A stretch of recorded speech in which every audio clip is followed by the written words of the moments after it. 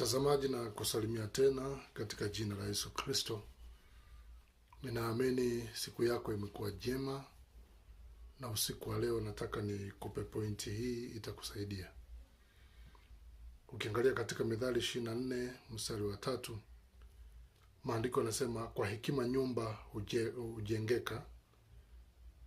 Katika maisha unaweza kufikiri nyumba inajengwa tu, lakini unahitaji hekima, kwa sababu hekima humsaidia Mkristo kumsababisha kufanya maamuzi sahihi yasiyo na uharibifu katika uchumi wake.